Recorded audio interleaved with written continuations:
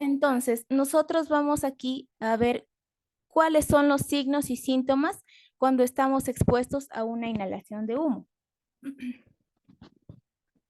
El primer síntoma es dolor de cabeza. Esto ocurre, por ejemplo, en el caso de lo que son los incendios, como les iba diciendo.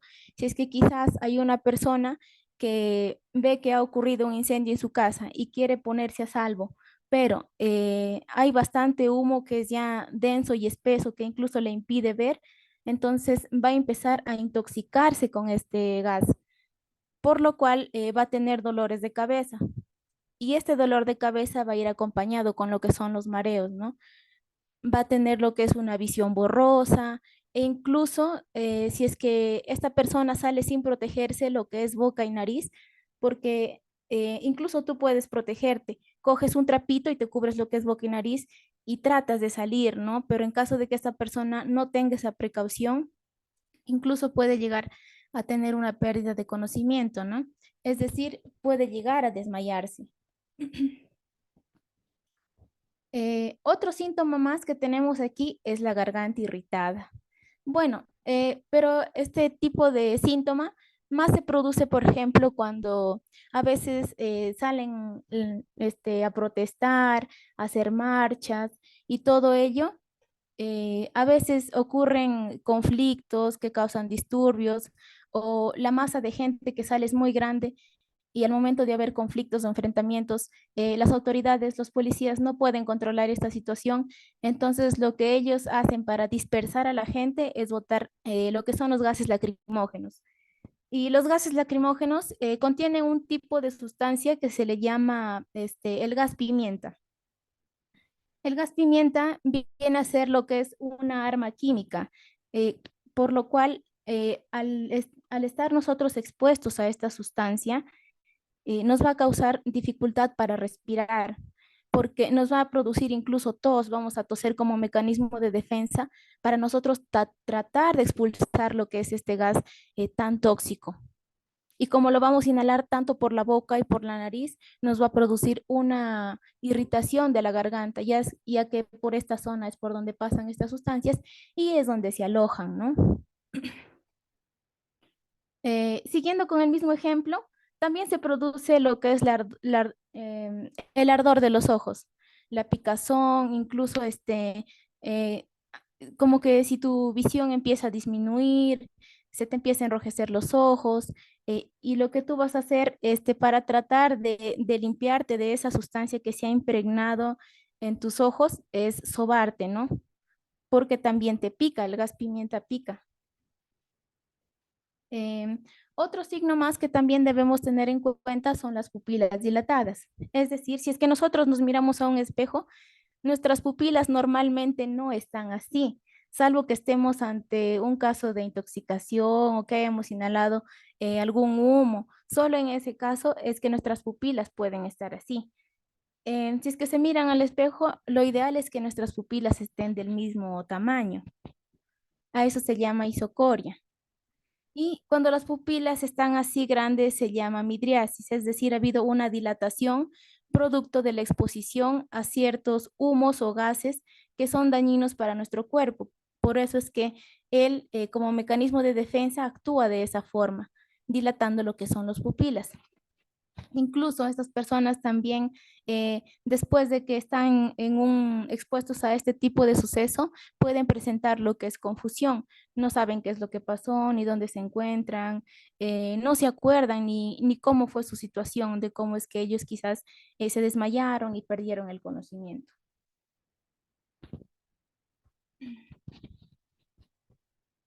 A continuación, nosotros vamos a ver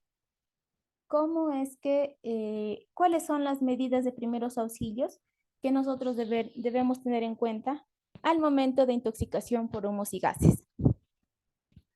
¿Qué debemos hacer para atender una intoxicación por humos o gases? Es importante alejar a la persona de la fuente de envenenamiento, llevándola a un espacio seguro y con aire fresco. Es importante cuidar nuestra propia vida al atender este tipo de incidente, ¿no? Bueno, supongamos que hay una persona, por ejemplo, nos vamos a trabajar y quizás olvidamos la llave del gas abierto. Entonces, Quizás después de pocas horas, ya cerca al almuerzo, alguien se pone a cocinar y durante el transcurso del día probablemente no haya percibido o haya sentido que el gas de la cocina se estaba escapando, ¿no? Entonces, quizás con el paso de los minutos, poco a poco, ha ido inhalando este gas, cual le ha conducido a que tenga una pérdida de conocimiento, ¿no? Es decir, que se haya desmayado. Entonces, si es que nosotros estamos ante una situación así y llegamos para socorrer y ayudar a esta persona, lo primero que debemos hacer es llevarle a un lugar donde haya mayor ventilación, es decir, sacarle al patio, a la calle. Pero antes de eso, si es que nosotros ya percibimos el olor fuerte del gas, lo primero que nosotros debemos hacer es cerrar la llave de gas para que éste se esfume y también abrir lo que son las ventanas o puertas y ya luego de ello arrastrar a esta persona a un patio o a la calle, a un lugar donde eh, haya aire fresco, ¿no? Para que poco a poco pueda ventilarse esa persona, ya que como estas sustancias van a ir directamente a las vías respiratorias, estas personas están teniendo lo que son dificultad para respirar, entonces ellos tienen una necesidad de oxigenación. Como segundo punto tenemos revisar los signos vitales. Bueno, como ya siempre les voy comentando, como para que no se olviden, revisar pulso y respiración, si es que están presentes o ausentes. Como punto número 3 tenemos solicitar apoyo de los servicios médicos. Si es que esa persona está inconsciente, pueda que haya sido un envenenamiento, pero producto de estos gases, ¿no? Entonces, nosotros vamos a llamar al 106, vamos a pedir ayuda médica para que vengan a revisar a esta persona. Si la persona está inconsciente, se debe colocar en posición de seguridad. La posición de seguridad es conocida como la posición de costado, como comúnmente lo conocen, pero nosotros lo conocemos como la posición ya sea lateral derecha o lateral izquierda. Esa es una posición de seguridad en la que debemos colocar a esta persona. Como punto número 5, si se identifica que respira con dificultad, se debe proporcionar la respiración boca a boca. Entonces, si vemos que esta persona hace un esfuerzo para poder respirar o respira lentamente, los movimientos del tórax son lentos o quizás demoran mucho en poder lograr lo que es la inspiración, ahí nosotros vamos a poder proporcionar lo que es la respiración boca a boca. Lo habíamos visto también paso a paso cómo se hacía la respiración boca a boca en caso de lo que es el ahogamiento, ¿verdad?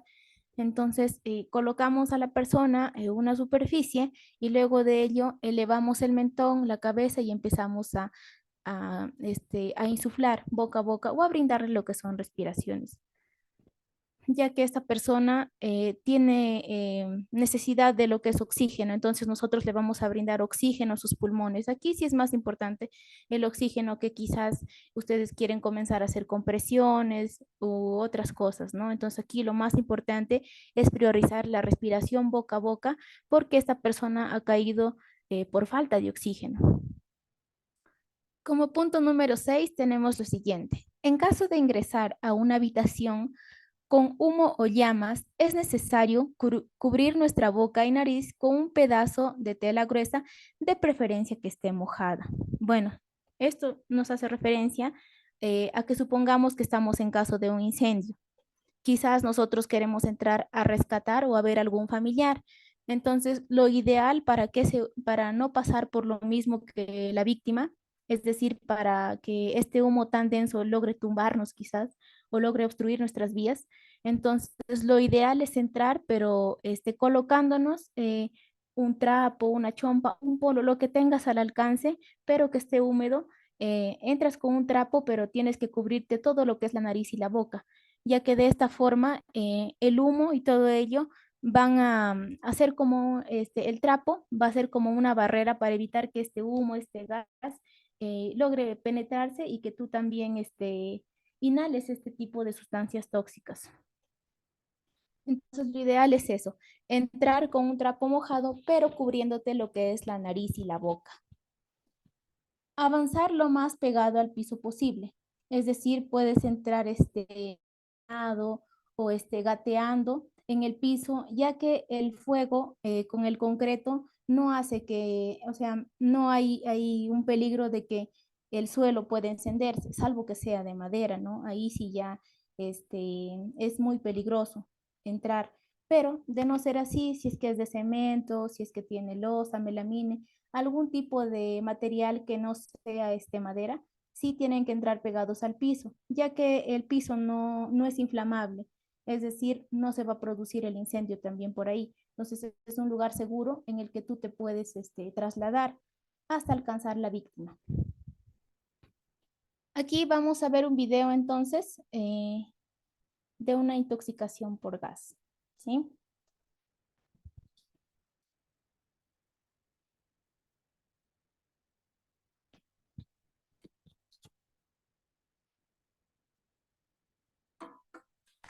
Con este video aprenderás a prestar ayuda a la víctima de una intoxicación por inhalación de monóxido de carbono. Este gas es inodoro, incoloro e indoloro. A menudo proviene de calentadores o de calderas defectuosas. Según el estado de la víctima, se prevén dos situaciones.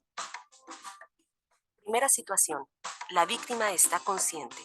Si no se siente bien y se queja de dolores de cabeza, vértigos, náuseas o vómitos, si sufre de desórdenes del comportamiento o pierde el conocimiento, es muy probable que haya sufrido una intoxicación tras haber inhalado monóxido de carbono. Sin exponerte a riesgos, abre las ventanas y las puertas. Si es posible, apaga el aparato emisor del gas. Procede a la evacuación de la víctima y sácala al aire idealmente. Colócala en posición en que se sienta más cómoda. Llama a los servicios de emergencia. Segunda situación. La víctima ha perdido el conocimiento y se encuentra cerca de un calentador o de una caldera. Es probable que se trate de una intoxicación por inhalación de monóxido de carbono. Abre las ventanas y puerta enseguida, sin exponerte a ningún riesgo. Apaga la fuente de la que proviene el gas si es posible. Realiza una maniobra de socorro al aire libre idealmente.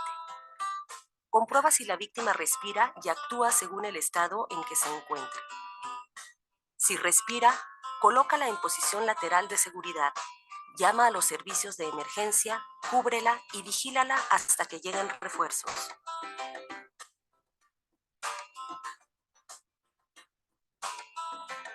Si ha dejado de respirar, llama a los servicios de emergencia o pídele a alguien que lo haga. Comienza a realizar una maniobra de reanimación cardiopulmonar, alternando 30 compresiones torácicas con 2 insuflaciones. Si no sabes hacer un boca a boca, haz solamente las compresiones a un ritmo de 2 por segundo.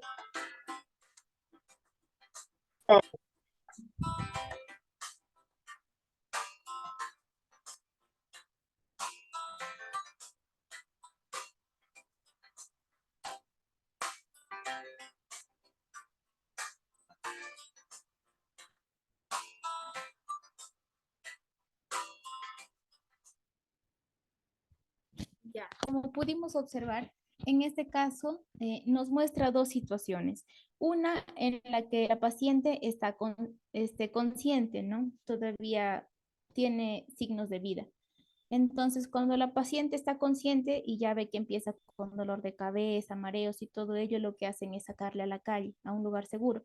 Pero antes de ello, lo que hacen es abrir ventanas, puertas e incluso apagar la llave de la cual se está saliendo el gas. Y la otra situación es en la cual encuentran a esta persona inconsciente. Entonces lo que hacen también es llevarle a la calle, le hacen que se acueste, llaman al número de emergencias y por último empiezan a hacer una maniobra de reanimación, ¿no? En caso de que, ahí nos comenta, en caso de que tú no sepas la maniobra de salvamiento boca a boca, lo que te queda hacer es comprensiones, ¿no?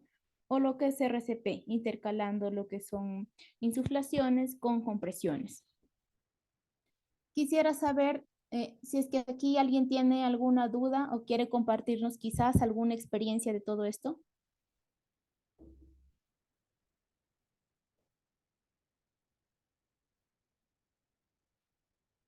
De no ser así, entonces ya pasamos al siguiente tema porque supongo que está todo muy claro.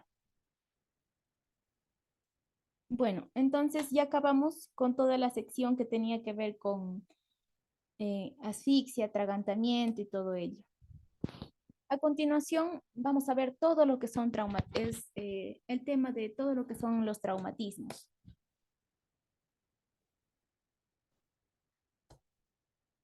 Ahí está.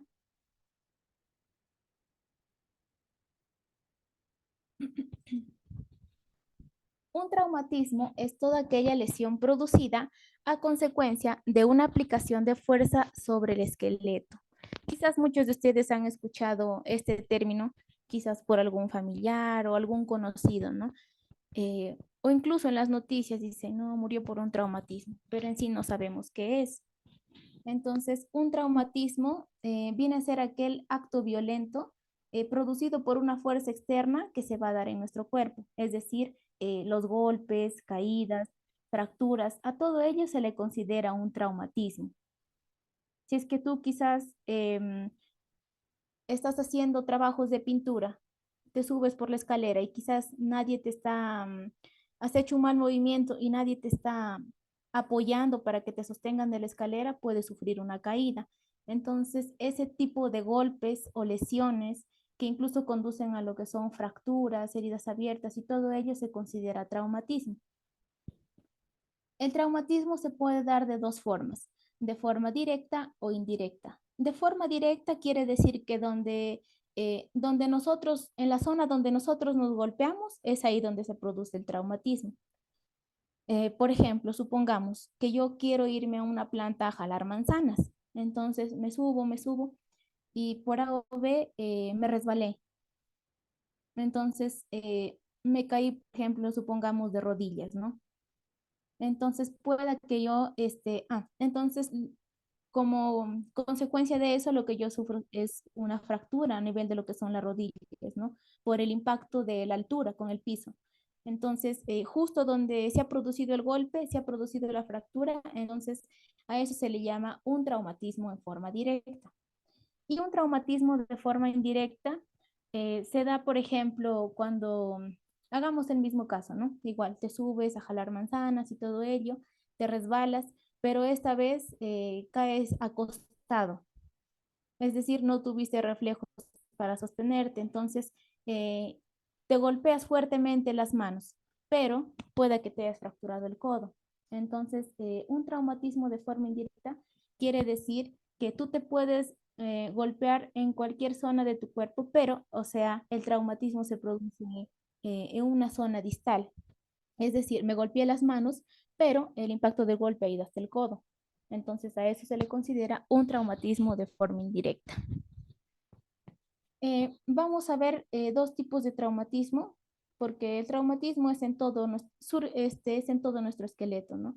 Vamos a abarcar lo que es cara, cráneo, tórax y también nuestras extremidades. Lo primero que vamos a ver es el traumatismo en extremidades. Entonces, las extremidades son los brazos y las piernas, ¿no? Extremidades superiores e inferiores. Raramente son motivo de riesgo vital. Por ejemplo, si es que yo me voy manejando en una moto y tuve un accidente o un choque y producto de ese impacto me rompí la clavícula, entonces eso quiere decir que este tipo de traumatismo no pone mi vida en riesgo, porque lo que yo puedo sentir es dolor, me quejo, pero más no voy a perder la vida por eso. Es decir, tú estás consciente, tú respiras, tienes latidos cardíacos. Entonces, ante una situación así, tu vida no está en riesgo, ¿no? Porque incluso tú puedes llegar a emergencias, puedes movilizarte solo y todo ello, ¿no? O incluso la gente que está a tu alrededor también pide ayuda y pues vienen por ti, pero tú estás consciente. Entonces, cuando hay un traumatismo de extremidades, la vida no está en riesgo. Pueden generar secuelas discapacitantes. Bueno, a esto se refiere a que eh, después de que el médico evalúe mi clavícula, él va a ver si es necesario, o que me pongan yeso o que me operen. Entonces, supongamos que te ponen yeso. Ya al momento de ponerte yeso, tú no vas a poder hacer los movimientos como cuando estabas sano, o no vas a poder hacer los mismos movimientos que puede hacer tu otro hombro que está sano. Por ejemplo, si antes podías rascarte la espalda, alzar el brazo, jalar cosas, cargar peso, ya no vas a poder hacerlo. Va a haber una secuela discapacitante. Es más, incluso después de que te hayas tratado, pueda que tu brazo todavía no tenga la fuerza suficiente. Poco a poco vas a ir recuperando, pero dice secuela discapacitante porque no va a funcionar como cuando estaba sano o no va a funcionar a diferencia de tu hombro que está sano. A eso se refiere cuando nos menciona que se pueden generar secuelas discapacitantes. También tenemos por aquí traumatismos en cara, cráneo, tórax y abdomen. Son motivos de riesgo vital. Bueno, cuando hay lesiones en esta zona de nuestro cuerpo que abarcan cara y cráneo, ahí sí nuestra vida está en riesgo vital. Eh, Hace unos meses atrás, por ejemplo, aquí en nuestra ciudad, en Cajamarca, pasó en la noticia un video que se hizo muy viral de cómo habían matado a una chica. Creo que la mayoría de nosotros pudimos informarnos mediante las noticias, ¿no? De cómo un joven había golpeado a su pareja en toda la parte de la cara, del cráneo. Entonces, a eso se le considera, por ejemplo, un traumatismo, ¿no? Ahí la vida de esta persona corre riesgo porque como ustedes saben, nuestros huesos protegen órganos muy importantes de nuestro cuerpo, por ejemplo, lo que es el cerebro, ¿no? Incluso también al momento de esta persona golpear tanto lo que es el cráneo, lo que va a hacer es abrirlo, fracturarlo, romperlo, causando una deformación en lo que es su cara. E incluso puede haber lastimado lo que es la nariz, puede haberle fracturado la nariz, pudo haberle roto incluso lo que son las fosas nasales, lastimado los ojos. Entonces, es algo que si es que alguien, por ejemplo, te lastima la visión, es algo que tú no vas a poder recuperar y por ello, producto de tantos golpes fuertes, de tanta violencia ejercida, eh, se produce lo que es una hemorragia, ¿no? Una salida excesiva de sangre. Entonces, es por ello que se considera que los golpes a nivel de estas partes de nuestro cuerpo son motivo de riesgo vital. Sí o sí son una emergencia, ¿no? Pero requieren de atención inmediata. Pueden dejar secuelas estéticas y funcionales. Como les iba diciendo, por ejemplo, tener una operación en la que te reconstruyan la cara es muy costosa. En un centro de salud, a lo mucho te suturan para cerrar lo que es tu piel, ¿no? Pero si que tú ya quieres que se eliminen las cicatrices, ciertas marcas de tu cara, tú ya tienes que correr con esos gastos. Y una operación así es muy costosa. Y aparte de ello, de tener una lesión a nivel de cara cráneo y al verte tú estéticamente que no estás como antes, también va a afectar lo que es tu autoestima, ¿no? E incluso poco a poco vas a recuperar lo que es la movilidad en ciertas zonas de tu cara. Entonces, esa es la definición de traumatismo, ¿no? Todo golpe, impacto, acto de violencia que nos provoque una lesión, una herida, un moretón, una fractura, a todo ello se le llama traumatismo. Y dentro del traumatismo, nosotros vamos a encontrar diversas situaciones, como por ejemplo una luxación, que viene a ser la separación de dos huesos, vamos a encontrar un esguince, un desgarro, y también lo que son las contusiones.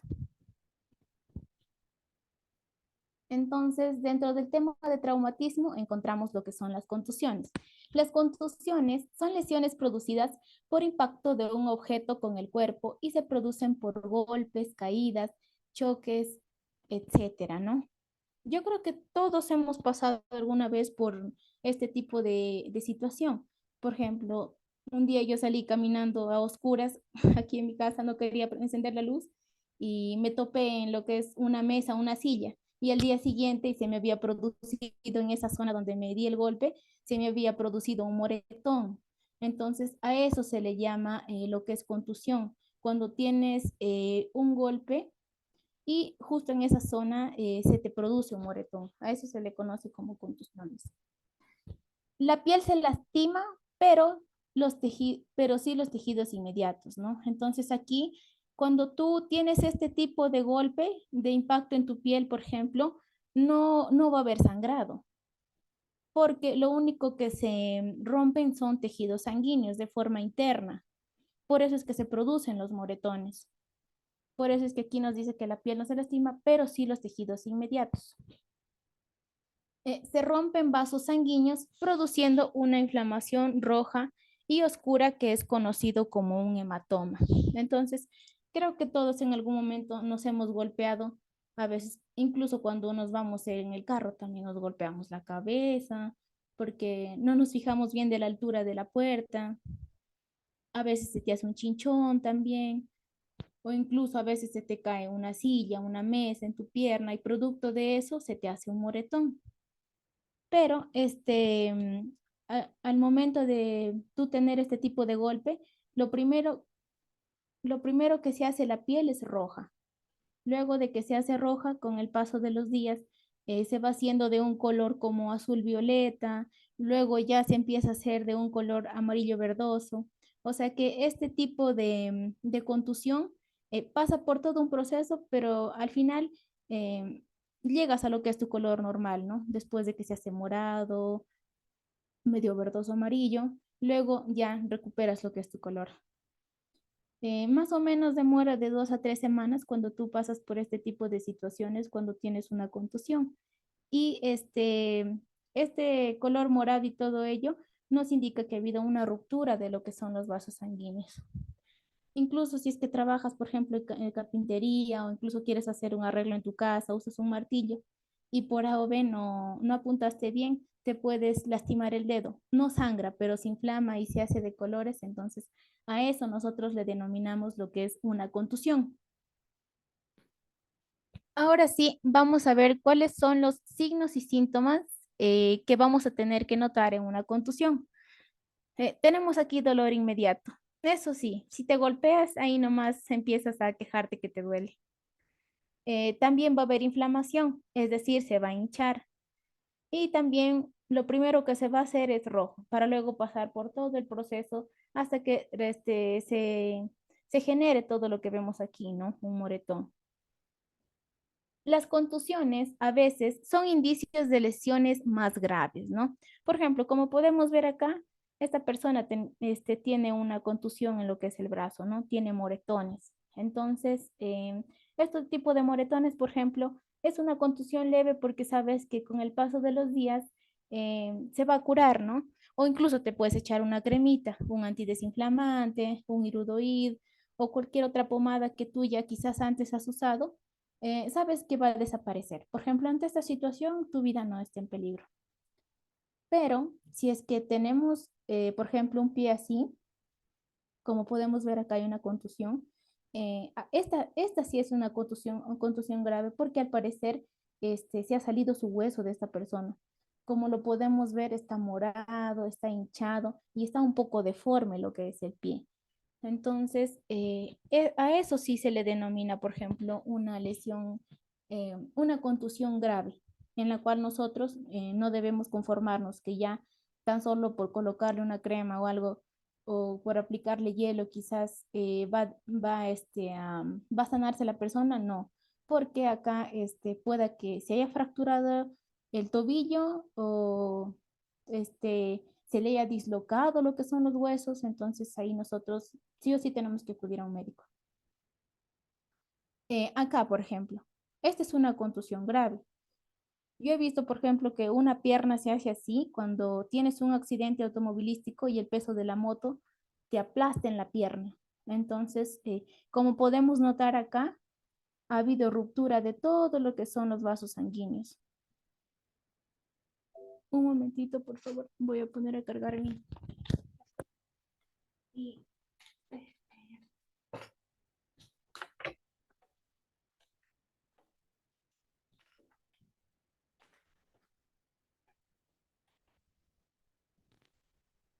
entonces, como les iba diciendo, esa es una contusión grave por el tamaño, la dimensión Entonces, acá, por ejemplo, pueda que en este hueso, en el fémur, haya una fractura. Entonces, cuando es de este tamaño, el moretón sí hay que preocuparnos, sí o sí requiere de la evaluación de un traumatólogo. Entonces, vamos a ver qué es lo que nosotros debemos hacer ante esta situación, porque estoy segura que la mayoría alguna vez nos hemos golpeado, topado y se nos ha producido un moretón. Lo primero que vamos a hacer es aplicar compresas frías o bolsas de hielo en la parte de la magulladura, es decir, en donde se ha producido la lesión. Eh, es muy importante aplicar las compresas frías, ya que esto disminuye el dolor y disminuye también lo que es la inflamación.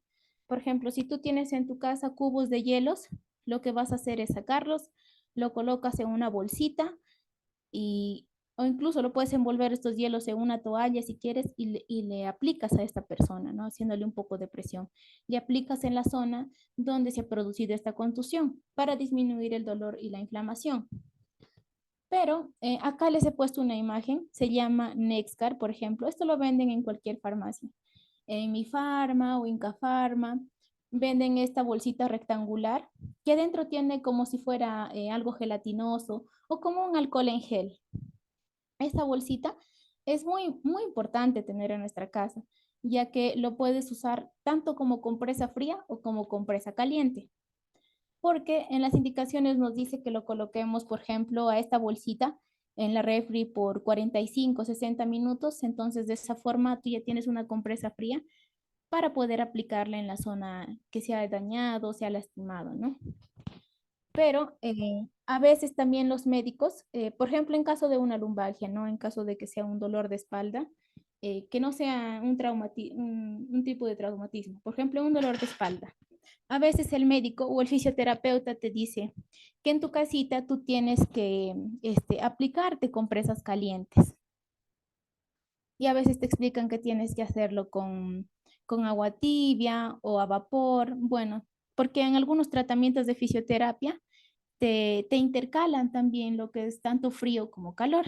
Pero esta bolsita tiene dos funciones. Funciona tanto para frío como para calor. En caso de que tú quieres que esta bolsita se convierta en una compresa caliente, primero lo que haces es servir 1 litro de agua. Luego de ello, le pones esta bolsita ahí adentro, o sea, después de que ya has apagado la olla de agua que está hirviendo, la apagas y le colocas esta bolsita, porque esta bolsita es muy resistente tanto a frío como a calor. Entonces, tú al colocarle esta bolsita dentro de esa agua que has hervido, vas a esperar unos 15 o 20 minutos y esta bolsita se va a empezar a calentar. Entonces, tú te puedes aplicar en las zonas, por ejemplo, donde tienes algún dolor, algún malestar y que el fisioterapeuta o el médico te ha dicho que te apliques. Entonces, yo les recomiendo que sí es muy importante tener este tipo de compresas en nuestra casa, ya que no estamos ajenos de sufrir alguna caída, una lesión. Y es muy importante para poder usarlo ante cualquier situación. Y como les dije, lo venden en cualquier farmacia. Como punto número 2, mantener la parte lesionada en reposo y elevada si es que se puede. Por ejemplo, en el caso de la pierna, ¿no? Como lo habíamos visto. Lo primero que nosotros podemos hacer hasta llamar a emergencias, por ejemplo, es aplicarle frío y que esta persona esté en reposo, que no haga mayores movimientos de caminar y todo ello, ¿no? Entonces debe estar tanto sentado o acostado en reposo. Y si es que se puede elevarle lo que es la pierna, ¿no?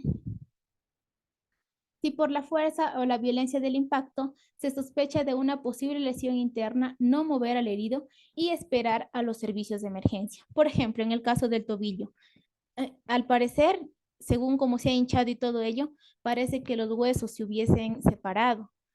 Entonces, si es que yo veo esta situación, le pongo a esta persona en reposo o en todo caso, simplemente lo dejamos ahí. Y si está en el piso, lo vamos a dejar ahí, no lo vamos a mover. Pero lo que sí puedo ayudarle es aplicándole compresas frías. Y ya no vamos a elevar la extremidad inferior, ya no. Lo único que hacemos es solamente aplicarle compresas frías. Acá vamos a ver un pequeño video de cómo ayudar en caso de una contusión.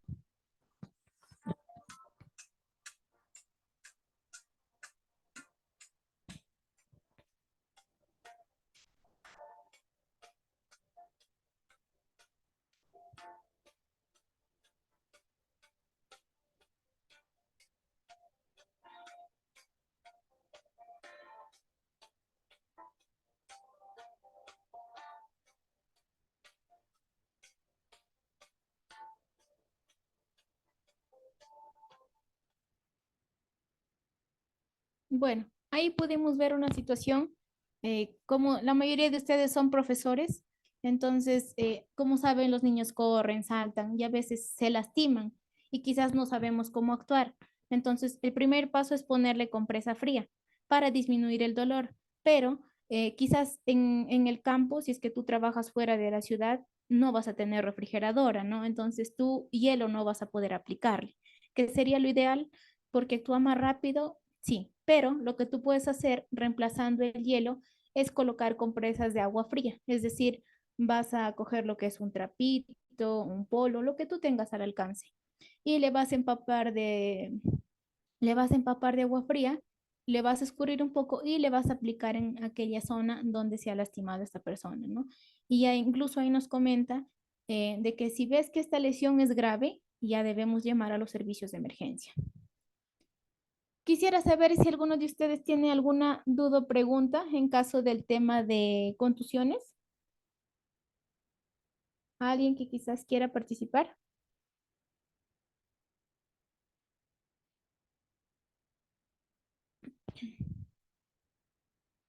De no ser así, ya pasamos al siguiente tema, que también está muy interesante. A ver, mejor yo voy a hacer las preguntas, ¿ya? Em, Saúl se encuentra, Diana, Eliane. Sí, Buenas noches, Diana. Quisiera que usted del fémur encaje con este espacio vacío de lo que es la tibia. Entonces, si tú quizás has cargado demasiado peso, lo más probable es que se produzca una luxación, ya que esta viene a ser una de sus causas, o si es que te has golpeado o por muchas diversas circunstancias, ¿no? Entonces puede que te hayas producido una luxación, es decir, una separación de estos huesos, pero la luxación se da en lo que son las articulaciones. Las articulaciones en nuestro cuerpo lo podemos encontrar, por ejemplo, en el cuello, el hombro, el codo, la muñeca, todas esas, articulaciones que tienen bastante movilidad, la cadera, la rodilla, el tobillo. Entonces, la luxación se da a ese nivel, ¿no? A nivel de una articulación. Incluso en los dedos, como podemos ver aquí. Aquí nos dice, como parte de la definición, que la articulación está desmontada, es decir, que se ha salido de la zona donde estaba encajada. Entonces, la luxación más común es en los dedos, por ejemplo. A ver, si es que te caíste de manos y por A o B algunos de tus dedos cayeron cerrados y tú puedes sentir que tu hueso se ha zafado, se ha salido de su zona, entonces a eso se le considera una luxación. Los más comunes son en los dedos, en los codos y en los hombros. Son las articulaciones más luxables por la propia inestabilidad de estas, ¿no? Estas son las más comunes ya que tienen más flexibilidad también. Como podemos ver aquí, una articulación viene a ser la unión de un hueso con otro hueso o la unión de un hueso con un cartílago. ¿Cuáles son los signos y síntomas de una luxación? Lo primero que vamos a ver es la deformidad de la articulación, como podemos ver acá. Acá, este, por ejemplo, es un hombro sano. Entonces vemos que los huesos del húmero están encajados con el espacio hueco que tiene acá el omóplato. Entonces, al producirse una luxación, va a haber una deformidad, ya que el hueso se va a ir ya sea para adelante o para atrás, se va a salir de la zona donde está encajada. Y físicamente, yo por ejemplo, sí he visto una luxación de codo y vi que el brazo era como más grande y se notaba a través de la piel. No había un sangrado, ya que esto ocurre de forma interna, pero sí pude notar que el hueso se había salido hacia adelante, o sea, a través de la piel esto es muy notorio. Por eso es que acá nos dice cómo nosotros identificamos una luxación cuando hay una deformidad de las articulaciones. Y también va a haber lo que es una impotencia funcional, es decir, movilidad articular disminuida. Esto es obvio, ¿verdad? Porque a diferencia de que tú puedes mover un hombro sano, ya con una luxación la movilidad va a disminuir en esta articulación. Va a haber un dolor intenso, es decir, un dolor bastante fuerte porque se te ha zafado tu hueso, ¿no? Entonces, siempre va a haber ahí un dolor intenso. Va a haber desviación del eje normal del miembro. Es decir, por ejemplo, acá está un eje alineado al cuerpo en el hombro sano, pero se desvía este eje porque el codo, perdón, el hueso del húmero va a ir hacia adelante o hacia atrás. Entonces a eso se le llama como desviación del eje normal del miembro, en este caso del miembro superior. Va a haber un alargamiento o acortamiento aparente de la articulación. Es decir, nosotros al observar físicamente cómo está esta luxación, si es que el hueso ha ido para adelante, pueda que lo veamos al brazo más grande comparado con el brazo sano, ¿verdad? Pero si es que ha ido hacia atrás, lo podemos ver que como si esa persona tuviese esta extremidad más acortada. Entonces, eso es lo que nosotros debemos identificar ante una luxación. ¿Cómo vamos a actuar en esta situación? Vamos a aplicar frío local. Entonces, como ya vemos, esta actuación es ya casi repetitiva, ¿no? Anteriormente, en el caso de las contusiones, vimos, por ejemplo, que también se aplica frío. Entonces, ya más o menos vamos relacionando que en caso de golpe, fractura, luxación, lo primero que debemos pensar en hacer nosotros es aplicar frío local, es decir, ya sea hielo o compresas de agua fría. Colocar la articulación afectada elevada, ¿no? En este caso del hombro, vamos a tratar de elevarlo y también vamos a inmovilizarlo y reposo, ¿no? Inmovilización y reposo. Entonces, una vez de aplicar frío, lo que nosotros tratamos de hacer es que este hombro se siga moviendo, ¿no? Porque puede complicarse y puede zafarse por completo. Entonces, lo ideal aquí es vendar a esta persona o hacerle un tipo cabestrillo para que sostenga lo que es el peso del brazo y del hombro, ¿no? No aplicar pomadas antiinflamatorias ni administrar analgésicos para no enmascarar los síntomas. Nosotros podemos complicar esta situación si es que aplicamos pomadas antiinflamatorias o si es que le damos un medicamento. Probablemente desconocemos que es alérgico a algún medicamento o quizás esta misma persona desconoce a lo que es alérgico. Entonces, esas son atribuciones que nosotros no debemos hacer como socorristas, ¿no?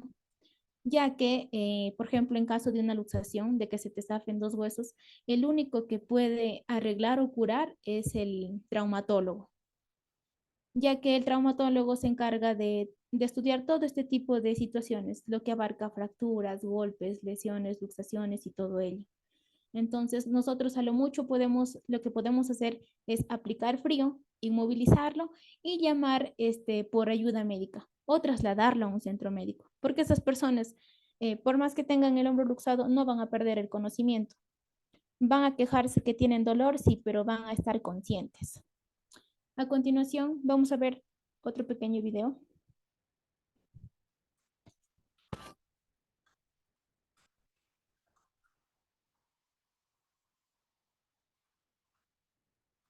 La propensión a un esguince o luxación es debida a la estructura de las articulaciones, así como a la condición de la persona, fuerza de los músculos y tendones que la rodean. Estas son producidas por movimientos rápidos, en donde la articulación se fuerza demasiado en uno de sus movimientos normales o hace un movimiento normal. En esos casos, lo primero que se deberá hacer es inmovilizar la articulación afectada, evitando que la zona cargue con peso. Trate de enfriar la zona para cohibir posibles hemorragias y de ninguna manera trate de masajear o hacer presión sobre la zona, ni aplique ungüentos o pomadas. De forma cuidadosa, traslade al afectado al centro médico más cercano.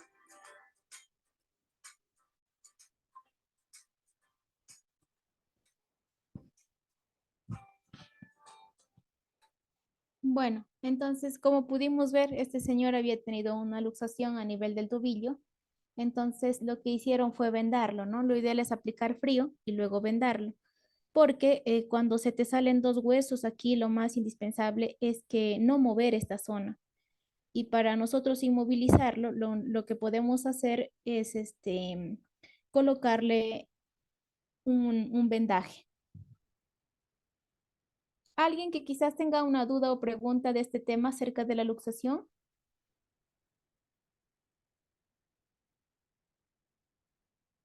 De no ser así, ya pasamos al siguiente tema. El siguiente tema que vamos a ver es un desgarro. Un desgarro viene a ser el estiramiento o rasgadura de un músculo o tejido que conecta al músculo con el hueso o tendón, ¿no? Entonces aquí la definición de un desgarro es sencilla. Por ejemplo, el desgarro viene a ser la ruptura de nuestras fibras musculares. Eh, Probablemente la mayoría de nosotros conocemos lo que son las madejas de hilo. Vienen como si tuviesen fibras separadas, ¿no? Antes de volverlas ovillo, por ejemplo, las madejas de hilo, vienen como fibras alargadas y separadas, ¿no? Entonces, así como los ovillos de hilo, así son nuestros músculos. Son fibras. Por ejemplo, estos son los músculos gemelos de la pantorrilla. Entonces, un desgarro viene a ser la ruptura de estas fibras musculares.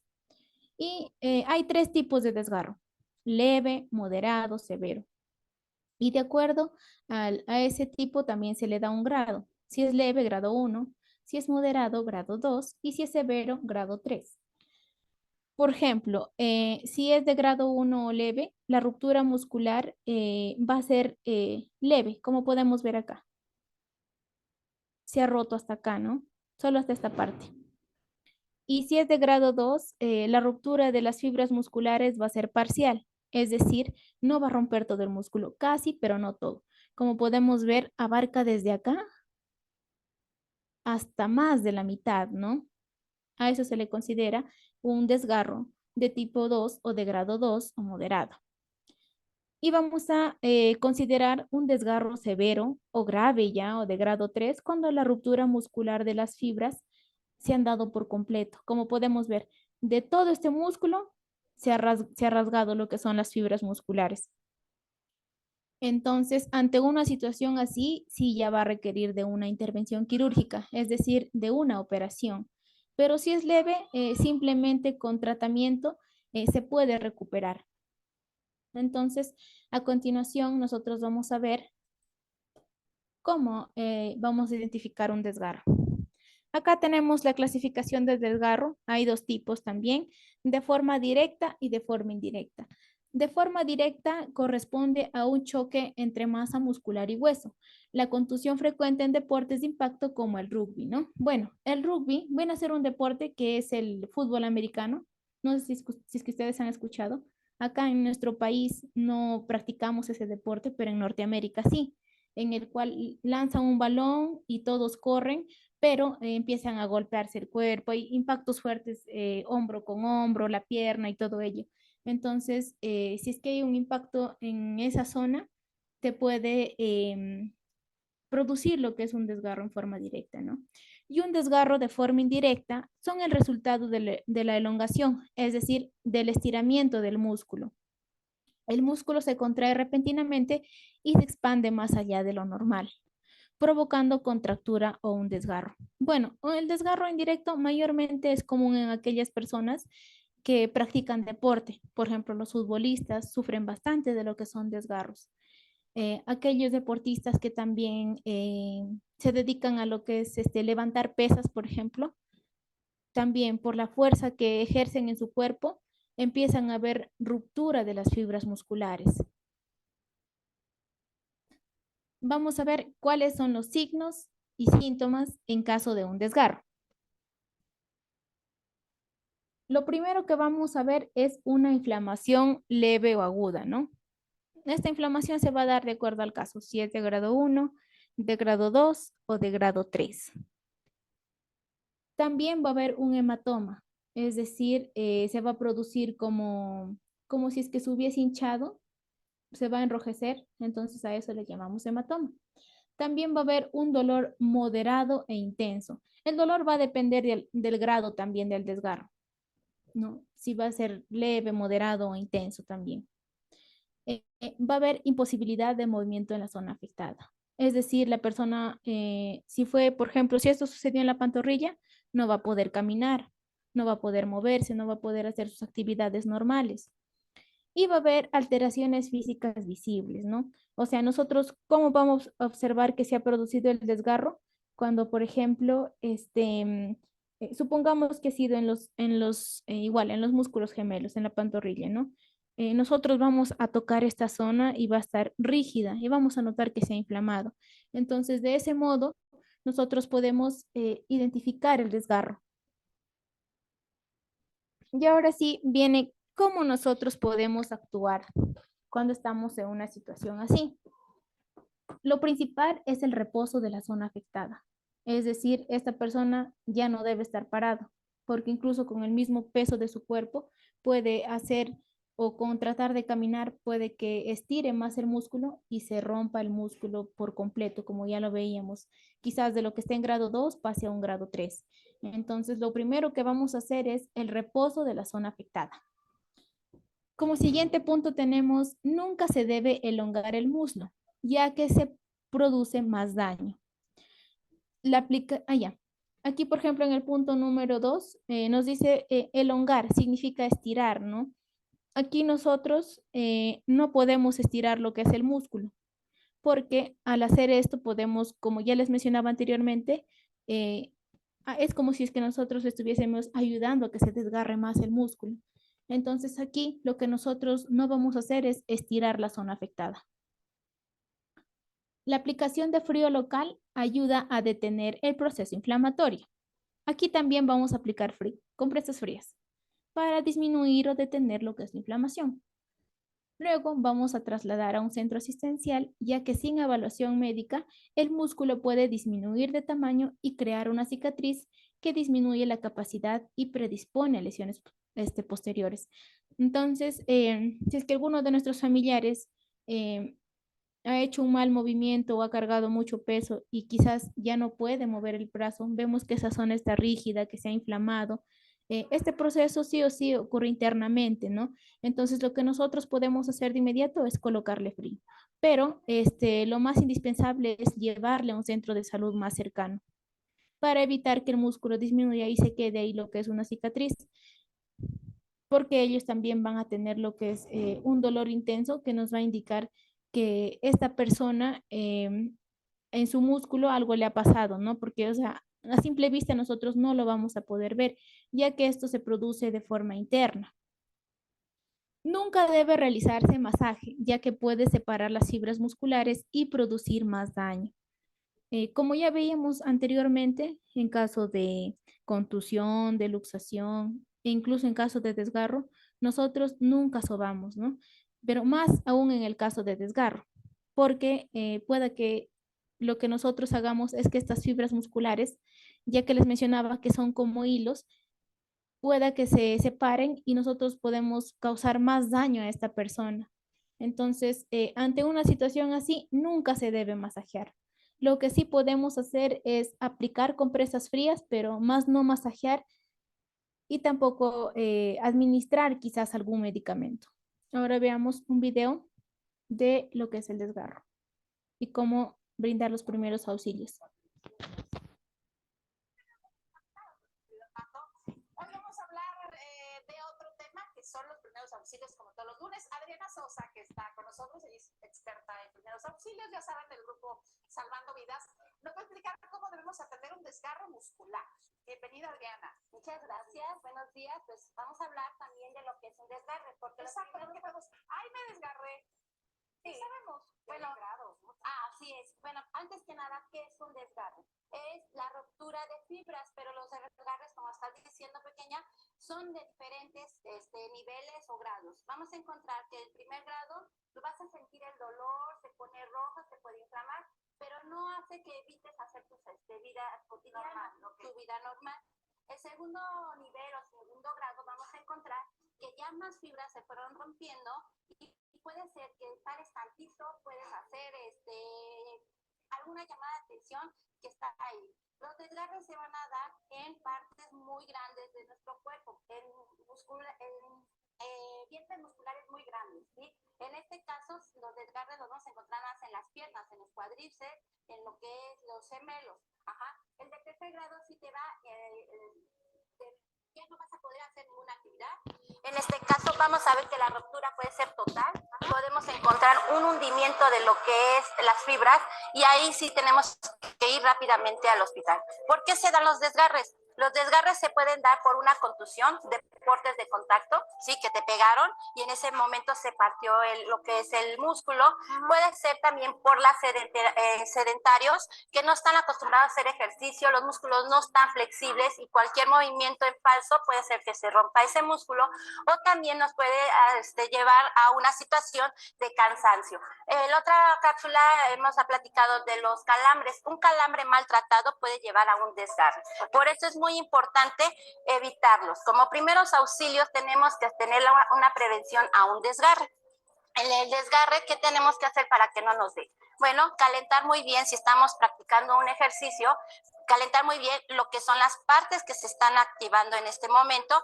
Si estamos en una situación de lo que es atletismo, que es donde se trabajan más las piernas, lo que es natación, pues es mucha elasticidad. Trabájalos mucho, caliéntalos bien para que no llegues a ese punto, ¿sí? Oye, es que ya en esta situación ya está el desgarre. ¿Ahora qué voy a hacer? ¿Cómo se va a curar? Bueno, en primera instancia lo que tengo que hacer es reposo. La primera punto es reposo. Ya vamos a dejar de hacer lo que estábamos haciendo. Segundo, colocar hielo. Es muy importante para que los vasos se nos hagan una vasoconstricción, ya no haya más irrigación. Vamos a hacer un vendaje compresivo y vamos a elevar la pierna. Dependiendo del grado que haya sido ese desgarre, lo que tenemos que hacer es llevarnos al hospital. ¿Por qué? Porque si es un desgarre de lo que fue en un tercer grado, en totalidad de lo que son las fibras, obviamente ahí va atrás a cirugía. Por eso es muy importante reconocer qué grado es, cómo tratarlo y cómo evitarlos, Marta. Oye, está bueno que además las mamás a veces vemos a los chamacos que con todo se tiran, se caen, se jalan, se hacen, y siempre está la duda de, a veces te dicen, pon calor y luego te dicen pon frío. Ajá. O pon calor frío alternado. Sí.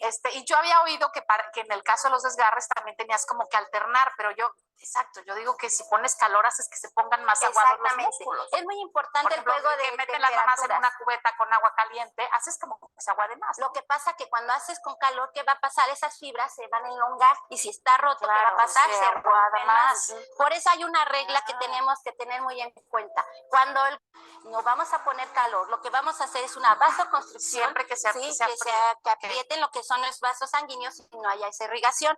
Ya cuando pasan las 72 horas, tenemos que ver cómo está esa condición de esa parte afectada para ver si jugamos con la temperatura, que son contrastes, que sería calor y frío. Ajá. Y también tenemos que saber qué empiezo primero, el calor o el frío. Por eso el experto te tendrá que decir. Okay. Ajá. Y ya después de esto, normalmente cuando es una situación ya crónica, que ya tiene más de 3 meses, siempre va a ser calor. Okay. Al principio de esto, por supuesto, me imagino el reposo, ¿no? También el reposo, muy importante, lo dijimos. ¿De qué vas a hacer? No vas a hacer nada, que se reposo. Segundo, vamos a poner hielo.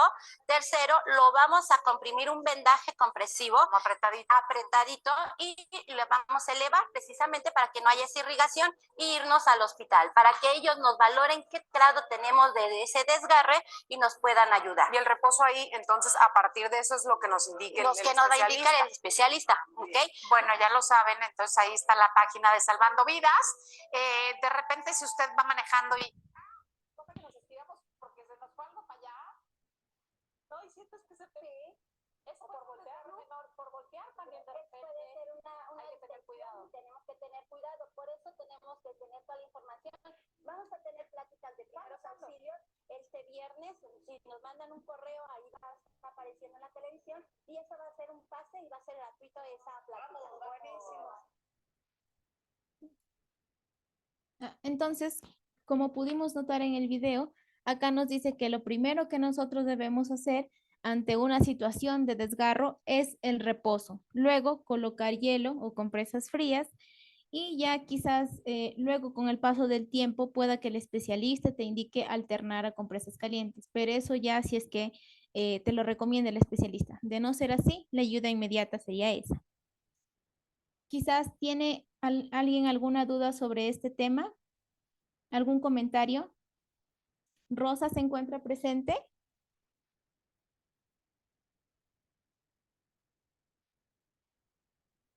¿Sonia Jara se encuentra presente? Diana, alguien que quizás me pueda responder, les voy a hacer unas preguntas.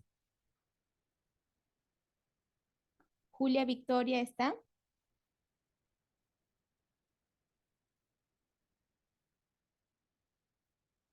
Bueno, de no ser así, voy a continuar con el tema.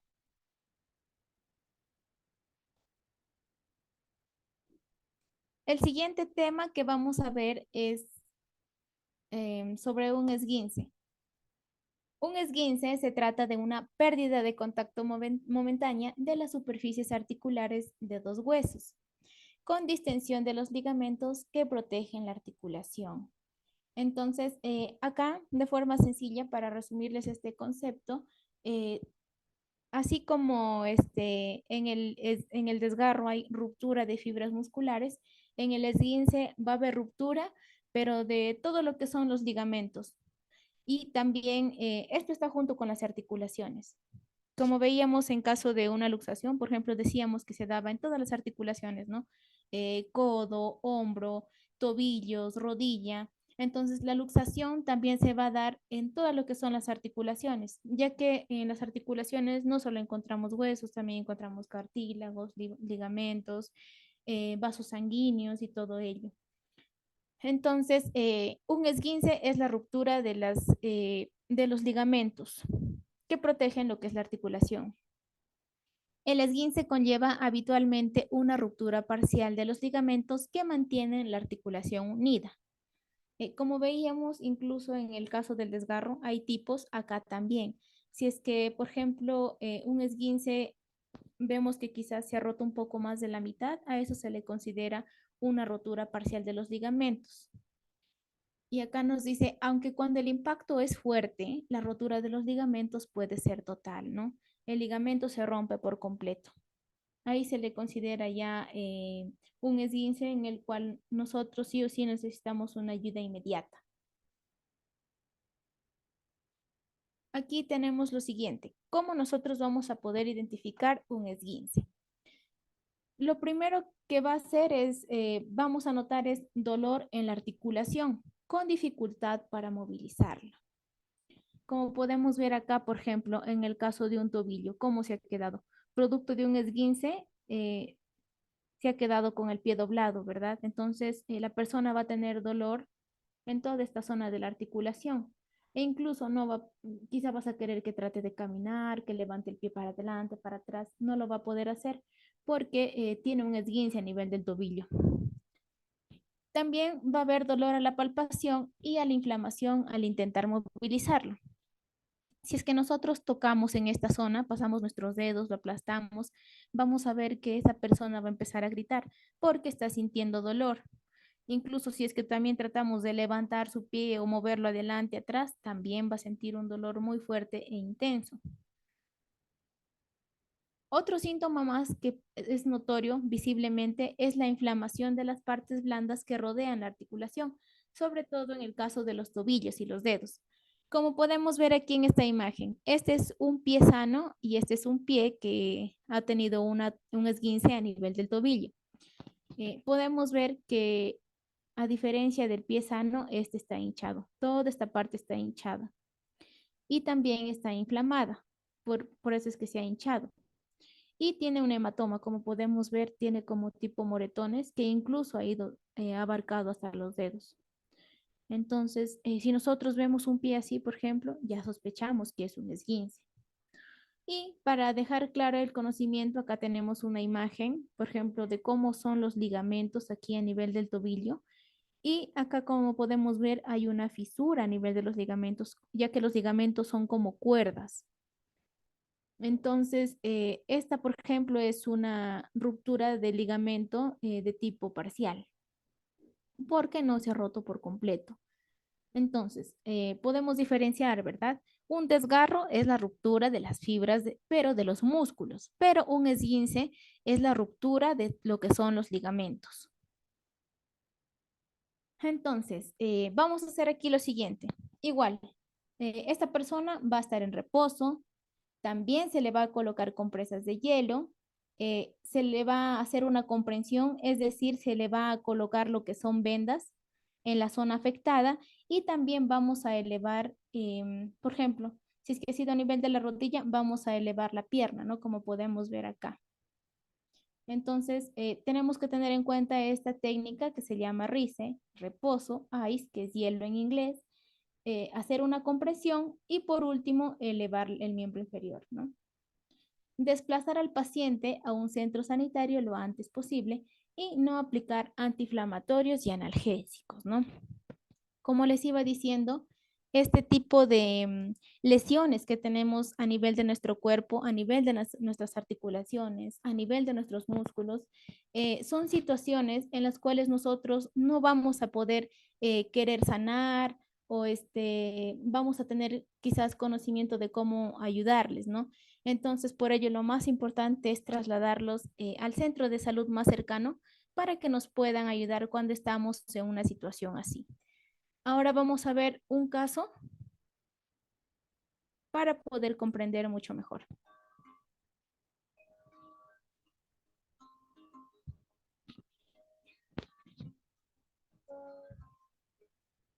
Los esguinces son lesiones de los ligamentos que envuelven las articulaciones y noviales del cuerpo. La gravedad de los esguinces es muy variable si tenemos en cuenta las fuerzas implicadas. Se describen tres tipos de esguince según su gravedad. Esguince de primer grado. Son de menor gravedad, pues únicamente implican discapacidad funcional y dolor leves. Esguinces de segundo grado.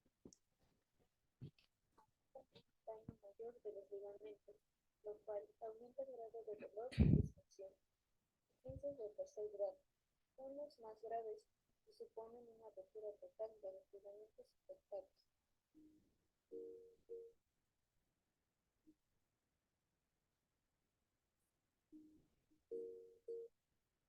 He aquí los gestos esenciales que te permitirá ayudar a quien acabe de sufrir un esguince. Primero, retirar inmediatamente al deportista del terreno de juego.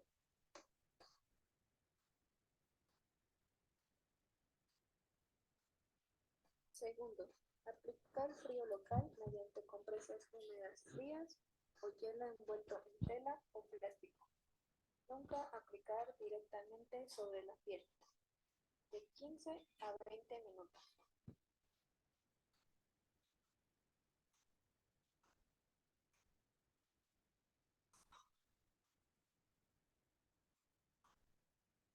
Tercero, elevar la zona afectada y mantenerla en reposo absoluto inicialmente.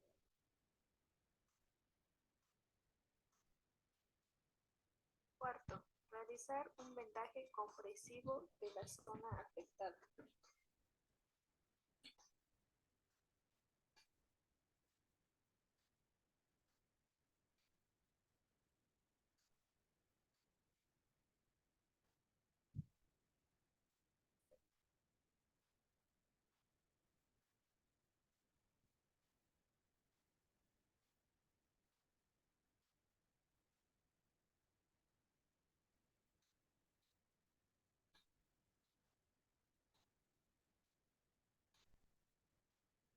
Quinto, en caso necesario, se podrá administrar un analgésico.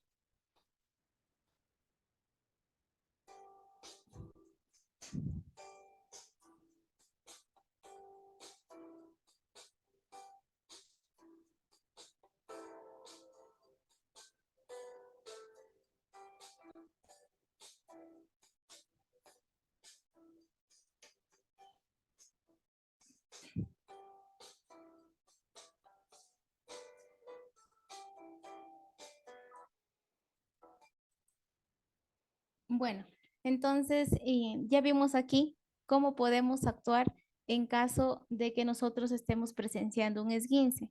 Como nos mencionaba, nos decía que hay tipos de esguince de grado 1, grado 2, grado 3, leve, moderado, severo, de acuerdo a la ruptura de cada uno de ellos. Notábamos en la primera imagen, por ejemplo, que un esguince era leve cuando la ruptura, bueno, acá miren en esta imagen.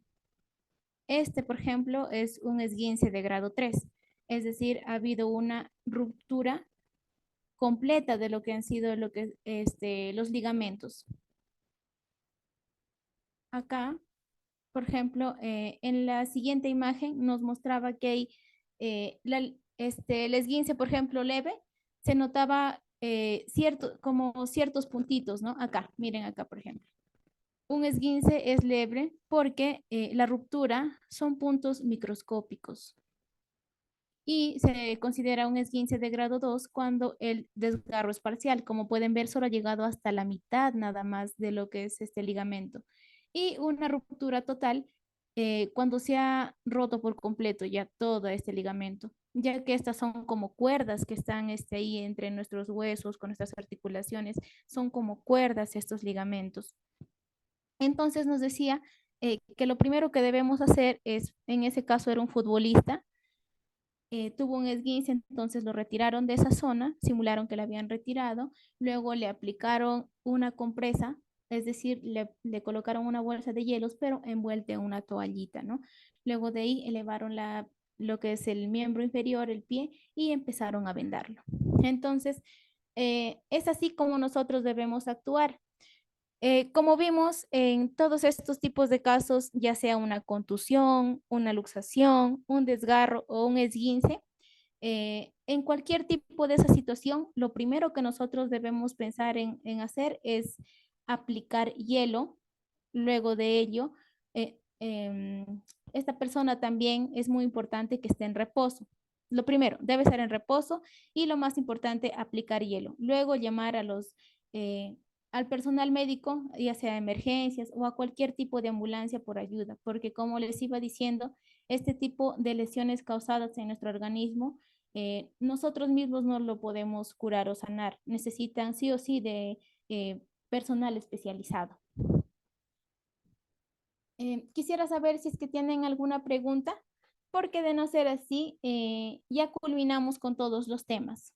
Alguien que quizás tenga una duda, alguna parte, quizás he dicho algún término que quizás no les ha quedado tan claro, si es que quizás quieren compartirnos alguna experiencia.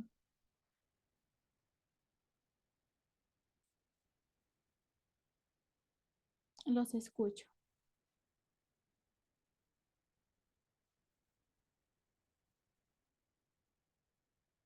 De no ser así,